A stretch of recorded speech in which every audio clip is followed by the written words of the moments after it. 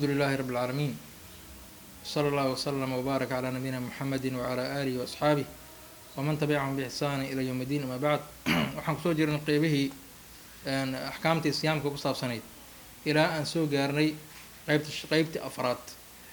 qeybta afraad waxay tahay saxuur wa barakatu, saxuurta la saxuuranaayo iyo barakadeeda. nabiga sala allahu alayhi wasalam waxaa ka sugnaatay inuu yidhi tasaxaru fa ina fi saxuuri baraka. saxuurta baraka ayaa ku sugnaatay. suxuurtana waxay tahay in waqtigaas ayaa loogu magac daray waxa weeyaan cunto la cunaayo waqtu saxar. waqtu saxarkana waa aakhiru thuluth al-layl al-akhiir, wixii 8 saac beenama ka dambeeya ilaa laga gaaro maaragta salaad subax laga gaaro, inta u dhaxaysa waqtu saxar la yiraahdaa. waqtigaasana loogu magac daray waa cuntada la cunaayo waqtigaas la cunaayo. amaa qofkii cuna cuntada bacda 6 saac iyo 5 saac iyo 7 saac qofkii cunto cuna, taas suxuur lama yiraahdee, waa qof casho dib u dhigtay, waa qof casho dib u dhigtay.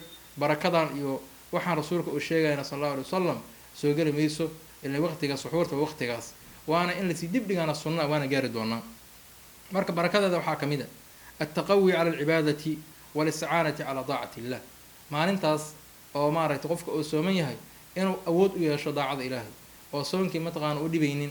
ilaan qof 11 saac 10 saac iyo bar 11 saac meesha lagu gaaro meelahaas cunto fiican cunay, maanta mataqaana marka subaxii marka waaga baryo waxay lamid tahay qof saaka soo quraacdo kale lamid tahay, wax culays oo dareemayo ma laha. midda kale labaad waxay tahay barakadeeda mudaafacatu alkhuluq as-suu, dabeecad xun inuu iska ilaaliyo, iskaga reebo.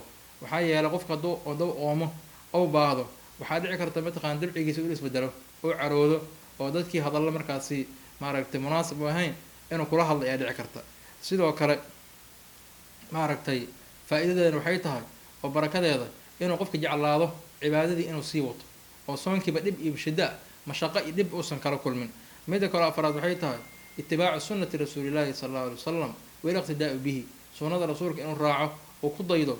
maxaa yeelay nabiga sallallahu alayhi wasallam asina wuu suxuuro jiray waana amray, iyadoo amarkaasi waajib uusan ahayn inay ummadiisa suxuurato. oo xadiiskii hadda aan soo marnay tasaxaru fa ina fi saxuuri baraka. sidoo kale maaragtay waxyaalaha barakadeeda waxaa ka mid a qofka inuu maaragtay awoodayo inuu aqroliilka soo kaco oo maaragtay dikriga u soo kaco, qur-aanka akhrisanayo, ducaysanayo, ka faa'iideysanayo waqtigaas.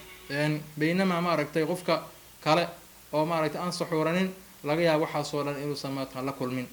midda kale waxay tahay barakadeeda faa'iidada laga helayo suxuurta ayaa waxay tahay in la khilaafo ahlu kitaab. waa nabiga sallallahu alayhi wasallam waxaa ka sugnaatay faslu maa baynana wa bayna ahli kitaabi aklatu saxuur, aklatu saxr. waqtiga suxuurta cuntada la cunaayo ayaa maaragtay noo dhexaysa, sababto waxay tahay ahlu kitaabka ma aysan mataqaana maaragtay suxuuran jirin, ma aysan suxuuran jirin ahlu kitaabka, ma ayna suxuuran jirin. taasay barakadeeda ayaa ka mid ah, wayna badan tahay. marka goormee la suxuuranayo waqti ugu fiican oo dib loo dhigaayo waxay tahay nabiga sallallahu alayhi wasallam inuu Anas ibn Malik weydiiyey saxaabiga la yiraahdo Zayd ibn Thabit inuu weydiiyo uu yiri meeqa u dhaxaysay aadaankii iyo waqtiga rasuulka oo suxuurtay. wuxuu yiri qadar 50 aayad, intii laga aqriyo 50 aayadood intii laga aqriyo, macnaha waa 5 daqiiqo, waa 8 daqiiqo, waa 6 daqiiqo. inta laga aqri karo waa fahmi kartaa, waa wax yar. macnaha mar alla markii afka laga qaaday la aadamay, macnaha taasaa laga wadaa.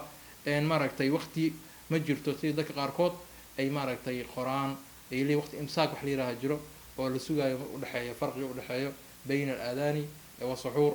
taasi mataqaana sunnada rasuulka sallallahu alayhi wasallam mayna ka sugnaanin.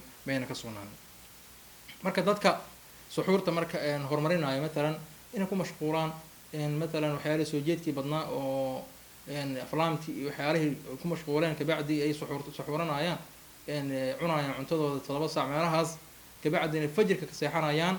dadka noocaasi ah aaday mataqaana u dhib badan tahay. maanta mataqaana maaragtay waxay kusoo jeedeen oo dembi ah ayagoo haddana ka seexdeen baashi ilahay mataqaana sheegay weynaa oo fajirkii salaada jamaacada ku dukadaan ka seexdeen. dadka noocaasi khasaaro weyn ayaa ku dhacday, aaday u khasaareen. marka haddii dad sameynaya arrintaas ay jiraan, allah ugu toobad keeneen, ay isqabteen alla subxaanahu wa tacaala. bishaan waa bishii looga baqaayay oo waxyaalihii soonka loo farad yeelay ayaa waxayba tahayba in alla looga baqo. aayaddii waxay ahayd oo allah subxaanahu wa tacaala ku farad yeelay soonka kutiba calaykum asiyaamu kamaa kutiba cala aladiina min qablikum lacallakum tattaquun.